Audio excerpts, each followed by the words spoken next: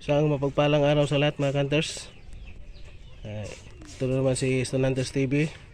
Mag-experiment tayo mga hunters kung alin dito yung malakas bumubula sa tubig. Ito ay tubig na sa bukal galing mga hunters. Testing natin yung mga gamit natin kung may reaction ba sa plain water, kung alin dyan yung malakas bula mga hunters, reaction. Yan ang linta, yung natin, mga ngipin na maliliit mga hunters. Yan, nagpakita na siya ng reaction mga hunters.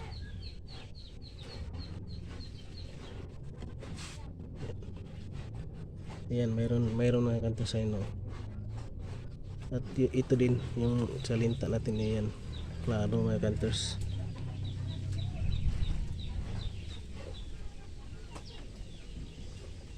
Itong green natin parang walang reaction mga hunters.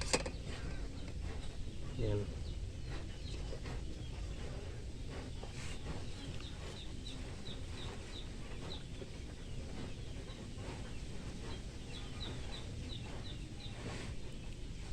Yan mga hunters, malakas yung itim natin mga hunters, yung linta.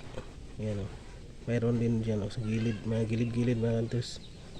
Yung green natin sa mga gilid lang din mga hunters. Yan.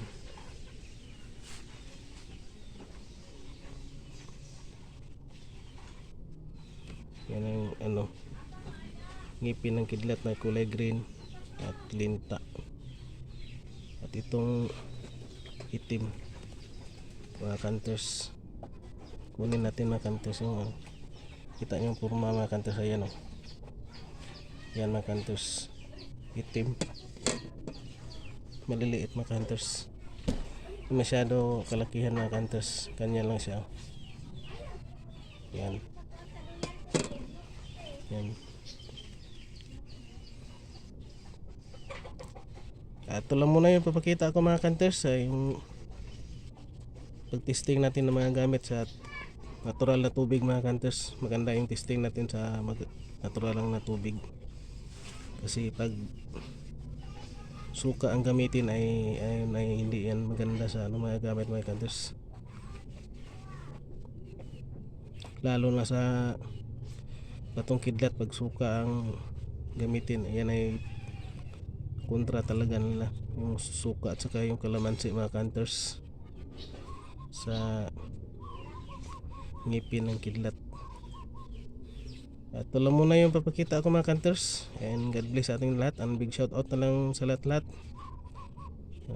Muti hunters, viewers, subscribers, antingiros, antingiras, and thank you for watching mga hunters.